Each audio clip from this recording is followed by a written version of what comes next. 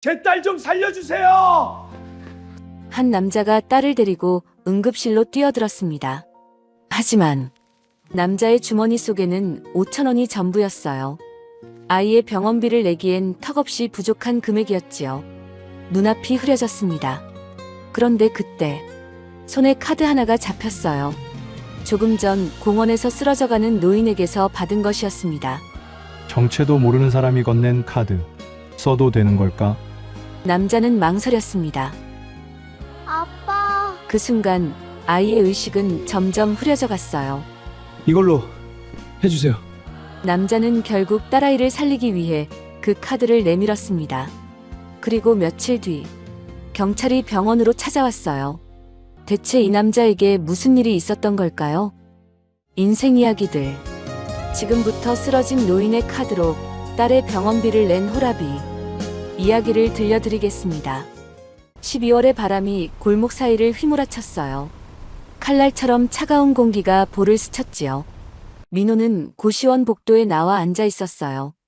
아니, 앉아 있을 수밖에 없었습니다. 문이 이미 잠겨 있었거든요. 복도 한쪽에 낡은 캐리어가 놓여 있었어요. 그 옆에는 이불 보따리와 분홍색 작은 가방이 나란히 세워져 있었지요. 민호의 전 재산이었습니다. 아빠, 우리 왜 밖에 나와 있어? 5살 하늘이가 민호의 무릎에 앉아 고개를 갸웃거렸어요. 동그란 눈에 불안이 어렸지요. 민호는 애써 웃음을 지어 보였습니다. 응, 잠깐만. 아빠가 다 해결할게. 해결할 수 있을까요? 민호는 속으로 한숨을 삼켰어요. 주머니를 뒤져보았지만 구겨진 5천 원짜리 한 장이 전부였습니다. 강민호, 32살. 2년 전까지만 해도 평범한 가장이었어요. 건설 현장에서 일하고 퇴근하면 아내와 딸이 기다리는 작은 아파트로 돌아갔지요. 크게 부족할 것 없는 삶이었습니다. 그러나 세상은 예고 없이 무너지는 법이에요.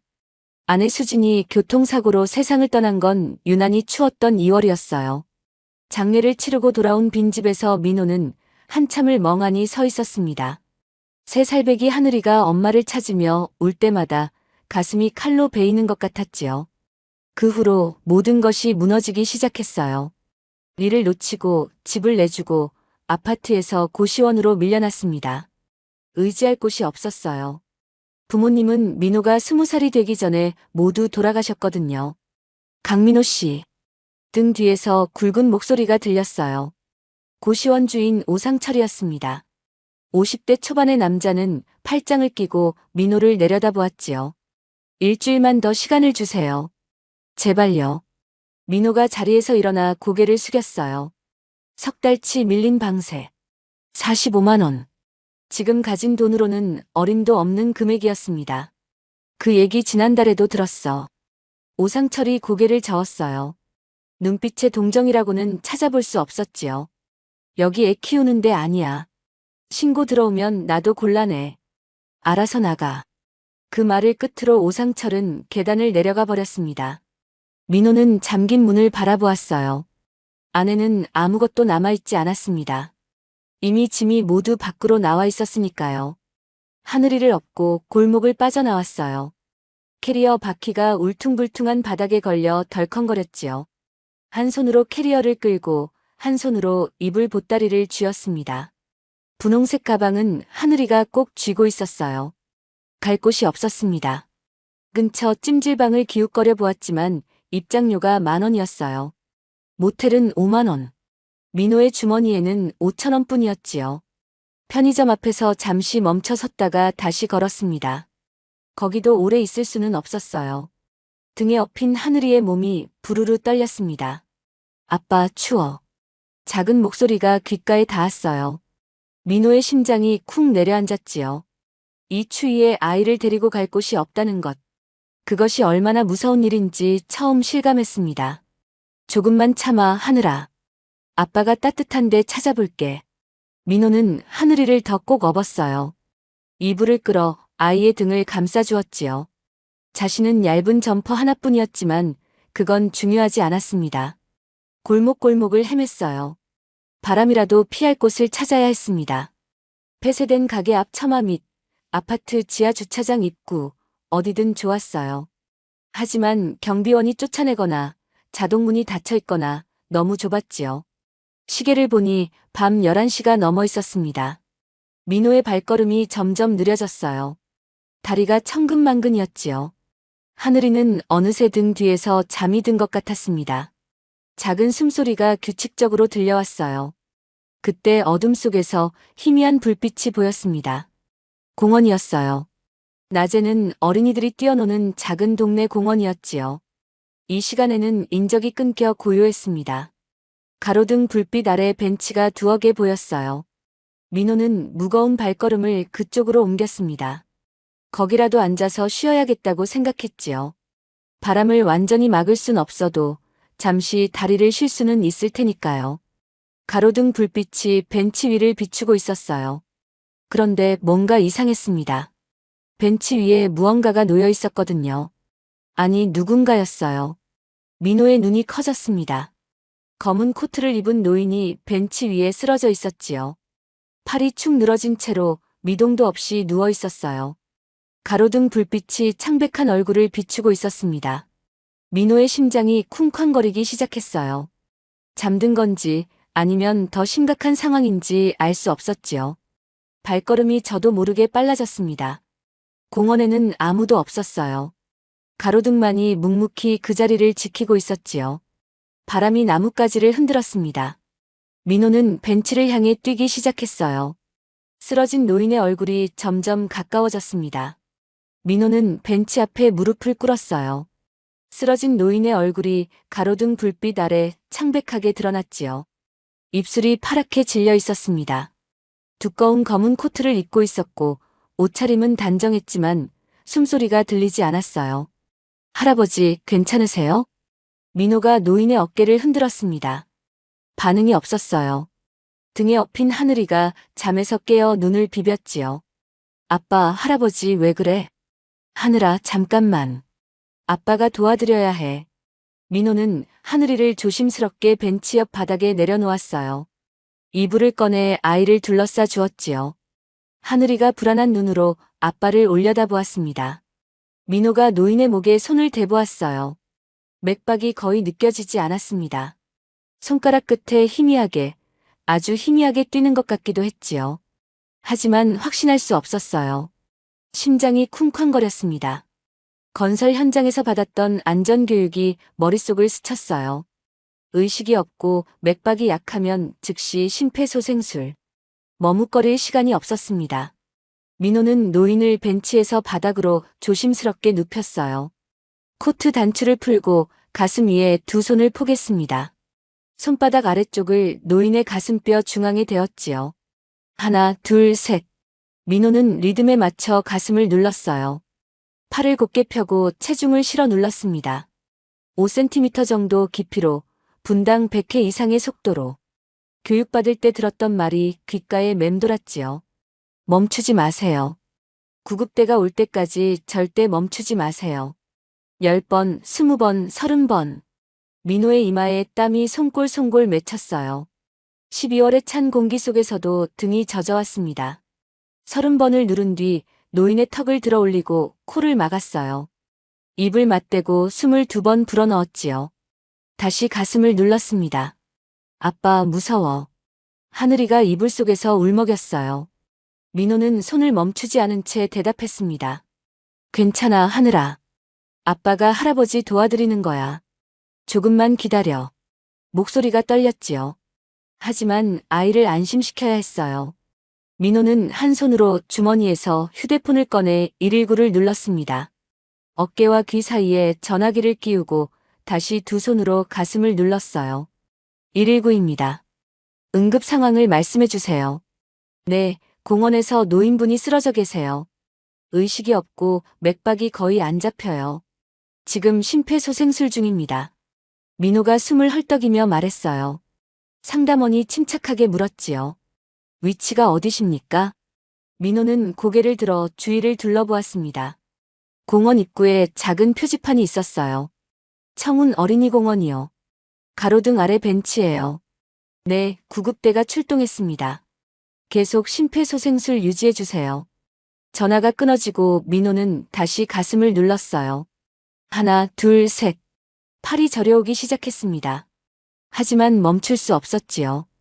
얼마나 지났을까요? 5분이 1년처럼 느껴졌어요. 민호의 팔이 납덩이처럼 무거워졌습니다. 손목이 욱신거렸지요. 하지만 손을 멈추지 않았어요. 노인의 창백한 얼굴을 보며 이를 악물었습니다. 제발, 제발요. 민호는 소리내어 말했어요. 누구에게 하는 말인지 자신도 몰랐습니다. 하늘에게인지, 노인에게인지, 아니면 자기 자신에게인지. 그때였어요. 노인의 입에서 작은 기침 소리가 났습니다. 민호의 손이 멈췄어요. 노인의 눈꺼풀이 파르르 떨리더니 천천히 눈이 떠졌지요. 흐릿한 눈동자가 민호를 향했습니다. 할아버지, 괜찮으세요? 정신이 드세요? 민호가 다급하게 물었어요. 노인이 입술을 달싹였지만 소리가 나오지 않았습니다. 그래도 눈을 떴어요. 숨을 쉬고 있었지요. 민호는 그제야 터져나오는 안도의 한숨을 내쉬었습니다. 멀리서 사이렌 소리가 들려왔어요. 붉은 불빛이 공원 입구를 비추었습니다. 구급대원 2명이 들것을 들고 뛰어왔지요. 심폐소생술 하신 분이세요? 네, 5분 정도 했어요. 조금 전에 의식을 회복하셨어요. 구급대원이 노인의 상태를 점검했습니다. 산소 마스크를 씌우고 들것에 옮겼지요. 노인이 희미하게 민호를 바라보았어요. 떨리는 손이 허공을 더듬었습니다. 민호가 그 손을 잡았어요. 고맙네. 노인의 목소리가 바람 소리처럼 작았습니다. 하지만 분명히 들렸지요. 벤치에 앉아 쉬다가 그만. 말끝이 흐려졌어요. 구급대원이 들것을 옮기기 시작했습니다. 노인이 떨리는 손으로 코트 주머니를 더듬었어요. 무언가를 꺼내 민호의 손에 쥐어주었지요. 카드였습니다. 자네 딸이 춥겠구만. 이걸로 따뜻한 데 가게. 내가 꼭 갚을 테니. 민호는 손사래를 쳤어요. 아닙니다, 할아버지. 저는 당연한 일을 한 것뿐이에요. 이건 받을 수 없어요. 노인이 희미하게 웃었습니다. 주름진 얼굴에 온기가 돌았지요. 괜찮으니 받아두게. 구급대원이 들것을 구급차에 실었어요. 문이 닫히고 사이렌이 다시 울렸습니다. 붉은 불빛이 어둠 속으로 멀어져 갔지요. 민호는 손에 든 카드를 가로등 불빛 아래에서 한참 내려다보았어요. 검은 카드였습니다. 금색 글씨가 새겨져 있었지요. 어떤 카드인지는 알 수 없었어요. 하지만 묵직한 무게감이 느껴졌습니다. 아빠. 하늘이가 민호의 다리를 잡았어요. 몸이 휘청거렸습니다. 민호가 얼른 아이를 안아 올렸지요. 왜 그래, 하늘아. 머리 아파, 아빠. 춥고 머리 아파. 민호의 손이 하늘이의 이마를 짚었습니다. 불덩이처럼 뜨거웠어요.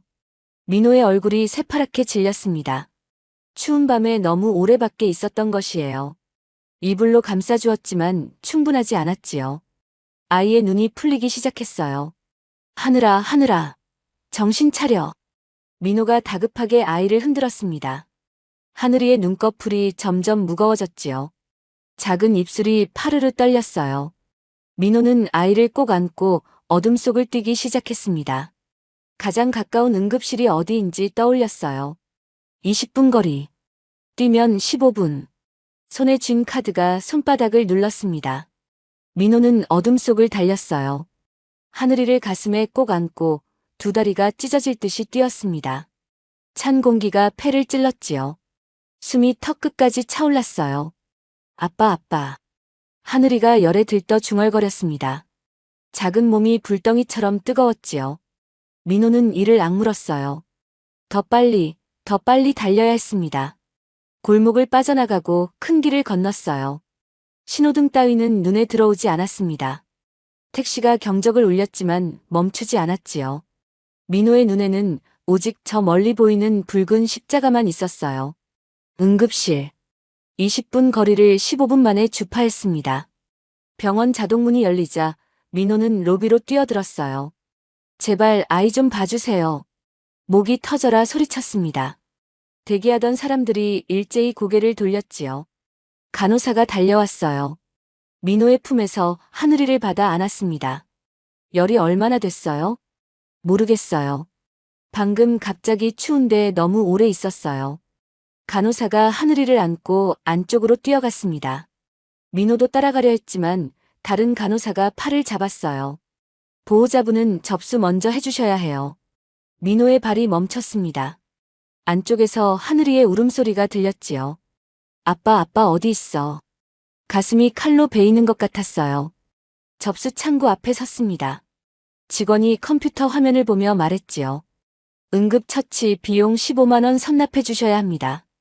민호의 머릿속이 하얘졌어요. 15만 원. 주머니에 손을 넣었습니다. 구겨진 5천 원짜리 한 장이 손끝에 닿았지요. 그게 전부였어요. 세상의 모든 것이 멈춘 것 같았습니다. 저 지금 당장은 말이 나오지 않았어요. 목구멍이 막힌 것 같았습니다. 안쪽에서 하늘이의 울음소리가 계속 들려왔지요. 아빠. 민호의 손이 부들부들 떨렸어요. 눈앞이 흐려졌습니다. 어떻게 해야 할지 알 수 없었지요. 그때 손바닥에서 무언가가 느껴졌어요. 카드. 공원에서 노인이 쥐어준 검은 카드였습니다. 주머니에 넣어둔 것이 손에 잡혔지요. 민호는 카드를 꺼내 내려다보았어요. 정말 써도 되는 걸까? 낯선 사람이 준 카드. 민호는 망설였습니다. 하지만 안쪽에서 하늘이의 울음소리가 점점 약해지고 있었어요. 열에 지친 아이가 기력을 잃어가는 소리였습니다. 민호의 손이 더 심하게 떨렸지요. 나중에 오해받으면 어떡하지? 쓰러진 노인 카드를 훔쳤다고 할 수도 있어. 그래도 하늘이가 위험해. 남의 돈을 이렇게 써도 되는 걸까? 지금 안 쓰면 하늘이가 죽을 수도 있어. 머릿속에서 두 목소리가 싸웠어요. 민호는 눈을 질끈 감았습니다. 손에 든 카드가 천근만근처럼 무거웠지요. 하늘이의 얼굴이 떠올랐어요. 방금 전 열에 들떠 아빠라고 부르던 목소리. 2년 전 아내를 잃고 혼자 남겨진 3살배기 아이. 엄마가 없어도 씩씩하게 웃던 딸. 민호의 눈에서 눈물이 흘렀습니다. 결제 어떻게 하시겠어요? 접수 직원이 다시 물었어요. 민호는 이를 악물었습니다. 손이 떨리는 걸 멈출 수 없었지요. 카드를 내밀었어요. 이걸로 해주세요. 짧은 전자음이 울렸습니다. 결제가 승인되었어요. 직원이 영수증을 건넸지요. 민호는 종이를 받아들었습니다. 죄책감이 파도처럼 밀려왔어요. 동시에 안도감도 밀려왔지요. 두 감정이 뒤섞여 가슴이 터질 것 같았습니다. 민호는 영수증을 꼭 쥐고 안쪽으로 뛰어갔어요. 하늘이는 급성 폐렴 초기 진단을 받았습니다.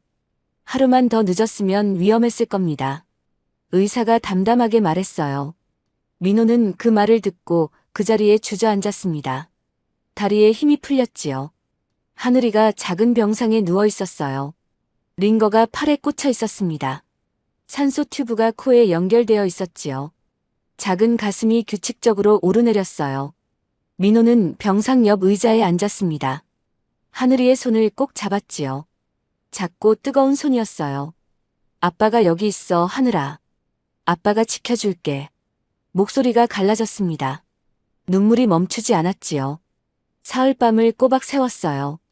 민호는 의자에서 한 발짝도 움직이지 않았습니다. 하늘이 손을 놓지 않았지요.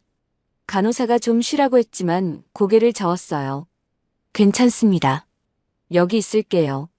사흘째 되는 아침, 하늘이가 눈을 떴습니다. 아빠. 민호는 소리 없이 울었어요. 하늘이의 이마를 쓰다듬었습니다. 열이 내렸지요. 작은 눈동자에 생기가 돌았어요. 배고파, 아빠. 민호는 울면서 웃었습니다.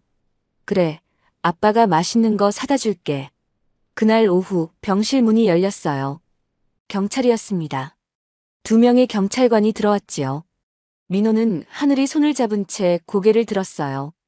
강민호 씨 맞으시죠? 네, 그렇습니다. 카드 도난 신고가 들어왔습니다. 3일 전 이 병원에서 사용된 카드가 도난 카드로 확인됐어요.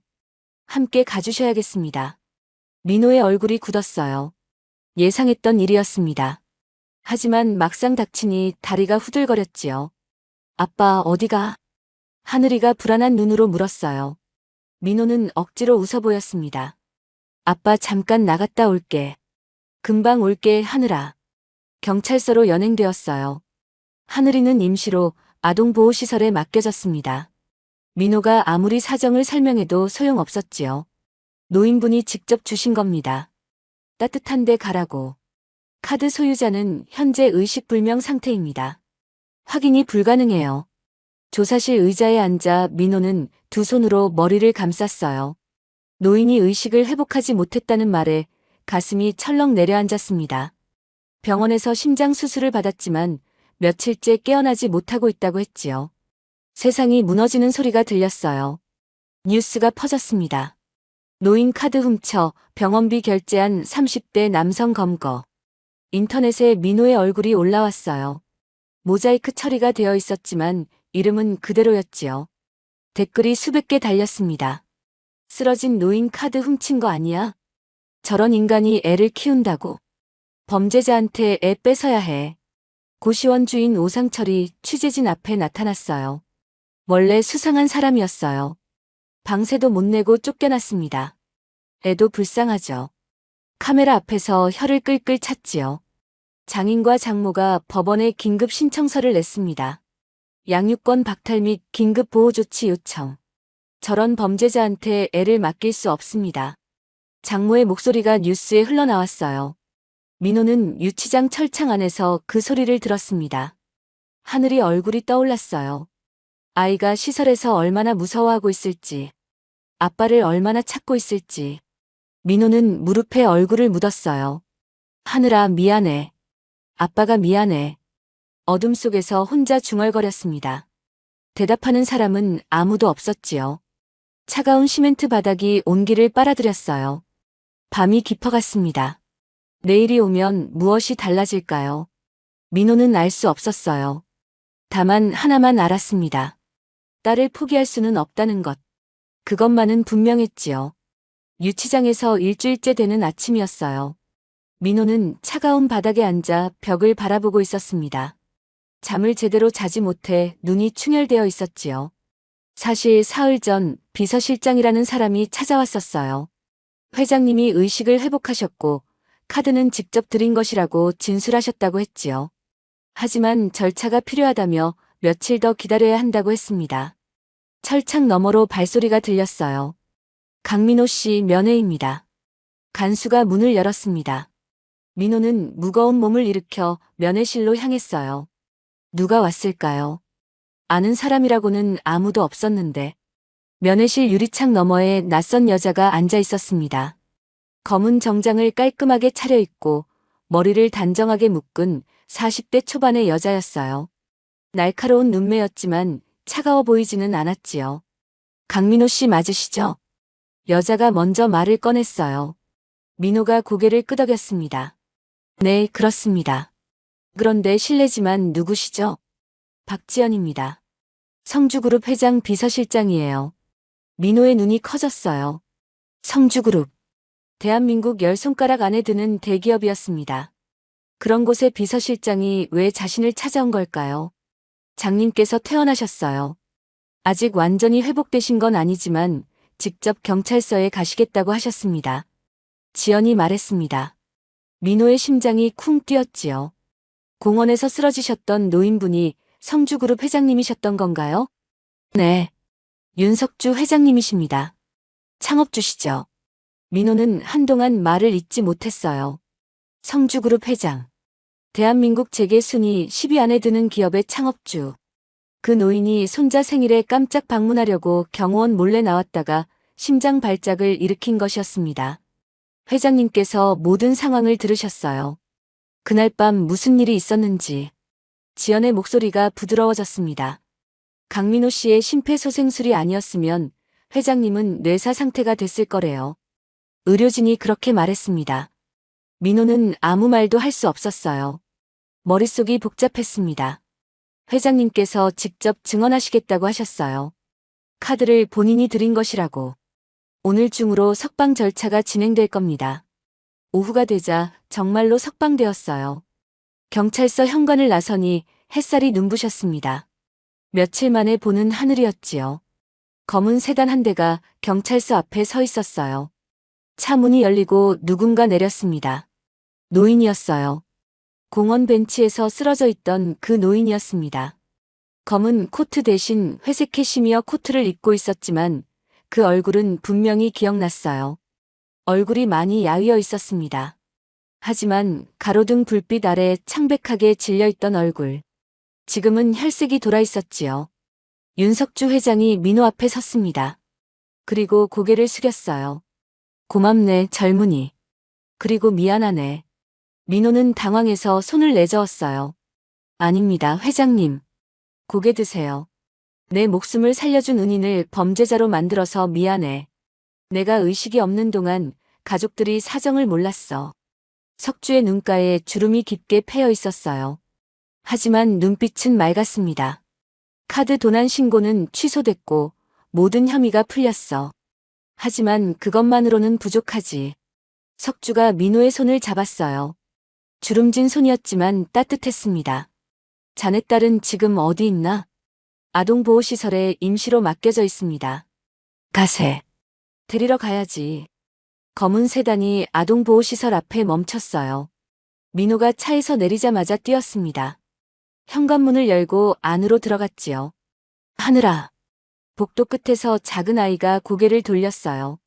분홍색 옷을 입은 5살 여자아이. 눈이 퉁퉁 부어 있었습니다. 울다가 지쳐서 앉아있던 것 같았지요. 아빠. 하늘이의 눈이 커졌어요. 그리고 뛰기 시작했습니다. 아빠. 민호가 무릎을 꿇었어요. 하늘이가 품에 뛰어들었습니다. 작은 팔이 민호의 목을 꼭 감았지요. 민호도 아이를 꽉 안았어요. 미안해, 하늘아. 아빠가 늦어서 미안해. 아빠 무서웠어. 아빠 안 온다고 했어. 다들 아빠 나쁜 사람이래. 민호의 눈에서 눈물이 흘렀습니다. 아니야. 아빠 왔어. 이제 안 떨어져. 절대로. 시설을 나서며 석주가 민호에게 물었어요. 그날 밤 자네는 왜 그 공원에 있었나? 민호는 잠시 망설이다가 대답했습니다. 갈 곳이 없었어요. 고시원에서 쫓겨났거든요. 주머니에 5,000원밖에 없어서 찜질방도 못 갔습니다. 석주의 눈이 흔들렸어요. 그런 상황에서도 쓰러진 노인을 도왔다는 것이 믿기지 않았지요. 그날 저녁 석주 회장이 기자회견을 열었어요. 수십 대의 카메라가 플래시를 터뜨렸습니다. 기자들이 마이크를 들이밀었지요. 석주는 단상 위에 서서 천천히 입을 열었어요. 며칠 전 인터넷에 퍼진 기사에 대해 말씀드리겠습니다. 기자들이 숨을 죽였어요. 강민호 씨는 범죄자가 아닙니다. 저를 살린 은인입니다. 웅성거림이 일었지요. 그날 밤 저는 손자 생일에 깜짝 방문하려고 경호원 없이 나갔다가 심장 발작을 일으켰습니다. 인적 없는 공원에서 쓰러졌지요. 저를 발견한 사람이 강민호 씨입니다. 석주가 잠시 숨을 고르었어요. 강민호 씨는 자기도 갈 곳 없이 헤매던 사람이었습니다. 주머니에 5,000원밖에 없었어요. 5살 딸을 업고 추운 밤에 거리를 떠돌고 있었지요. 그런 사람이 쓰러진 노인을 발견하고 5분 넘게 심폐소생술을 했습니다. 기자들이 받아 적기 시작했어요. 석주가 말을 이었습니다. 저는 의식을 회복하기 전에 강민호 씨에게 카드를 드렸습니다. 추운 데 가지 말고 따뜻한 곳에 가라고요. 그 카드로 강민호 씨가 얼마를 썼는지 아십니까? 석주가 기자들을 둘러보았어요. 15만 원입니다. 딸의 병원비였습니다. 침묵이 흘렀지요. 그 카드는 한도가 10억짜리입니다. 돈을 노린 사람이 왜 15만 원만 쓰겠습니까? 본인 딸이 죽을 수도 있는 상황에서도 꼭 필요한 금액만 쓴 겁니다. 기자들 사이에서 탄식이 흘러나왔어요. 강민호 씨는 범죄자가 아닙니다. 이 추운 세상에서 남을 먼저 생각한 사람입니다. 저는 그런 사람에게 빚을 졌습니다. 기자회견 이후 여론이 뒤집혔어요. 인터넷에 새로운 기사가 올라왔습니다. 재벌 회장 목숨 살린 호라비 가장, 누명 벗어. 주머니에 5,000원뿐 쓰러진 노인 심폐소생술로 구해. 댓글도 달라졌지요. 진짜 대단하다. 자기도 힘든데. 저런 아빠 밑에서 크는 아이는 행복하겠다. 우리 사회에 아직 이런 사람이 있구나. 며칠 후 석주 회장이 민호를 불렀어요. 성주그룹 본사 회장실이었습니다. 민호는 낯선 공간에서 어색하게 서 있었지요. 살해를 하고 싶네. 뭐가 필요한가? 석주가 물었어요. 민호는 고개를 저었습니다. 아닙니다, 회장님. 쓰러진 사람이 있으면 돕는 게 당연한 건데 그걸로 뭘 받으면 안 됩니다. 석주의 눈이 흔들렸어요. 30년간 사업을 하면서 수많은 사람을 만났습니다. 돈 앞에서 흔들리지 않는 사람은 처음이었지요. 자네 일자리는 있나? 지금은 없습니다. 우리 회사에서 일해보지 않겠나? 민호가 고개를 들었어요. 석주가 말을 이었습니다. 불쌍해서 데려가는 게 아니야. 자네한테는 책임감이 있어. 석주가 자리에서 일어나 창가로 걸어갔어요. 서울 시내가 한눈에 내려다 보였습니다. 딸이 아픈데 15만 원만 쓴 건 대단한 게 아니라고 생각하겠지. 하지만 그게 자네야. 남의 것에 손대지 않으려는 마음, 꼭 필요한 만큼만 쓰려는 양심. 그런 사람이 우리 회사에 필요해. 민호는 한동안 말을 잇지 못했어요. 석주가 돌아서서 민호를 바라보았습니다. 시설관리팀에서 시작하게. 자네 건설 현장에서 일했다고 했지? 기술을 살릴 수 있을 거야. 민호의 눈에 눈물이 고였어요. 고개를 깊이 숙였습니다. 감사합니다, 회장님. 열심히 하겠습니다. 석주가 고개를 끄덕였어요. 주름진 얼굴에 미소가 번졌습니다. 고마운 건 나야. 자네 덕분에 손자 얼굴을 다시 볼 수 있었으니까. 1년이 흘렀어요. 민호는 성주그룹 시설관리팀에서 묵묵히 일했습니다. 건설 현장에서 익힌 기술이 빛을 발했지요. 누수가 생기면 가장 먼저 달려갔고 전기 배선 문제가 생기면 밤늦게까지 남아서 고쳤어요. 어려운 동료가 있으면 먼저 손을 내밀었습니다. 민호 씨, 오늘도 야근이에요? 괜찮습니다. 이것만 마무리하고 갈게요. 그는 늘 그랬어요. 맡은 일은 끝까지 해냈고 남의 일도 외면하지 않았지요. 1년 뒤 민호는 팀장으로 승진했습니다. 회사에서 가장 빠른 승진이었어요. 누군가는 회장과의 인연 덕분이라고 수군거렸지만 함께 일한 동료들은 고개를 저었지요. 저 사람은 진짜 열심히 해요. 누구보다 먼저 출근하고 누구보다 늦게 퇴근해요. 양육권 소송도 끝났습니다. 재판부는 민호의 손을 들어주었어요. 판결문에는 이런 문장이 있었지요. 아버지의 경제력보다 중요한 것은 아이를 향한 책임감입니다. 강민호 씨는 가장 어려운 순간에도 딸을 포기하지 않았고 스스로의 힘으로 삶을 일으켜 세웠습니다. 법정을 나서는 민호의 손을 하늘이가 꼭 잡았어요. 아빠, 우리 이제 계속 같이 있는 거야?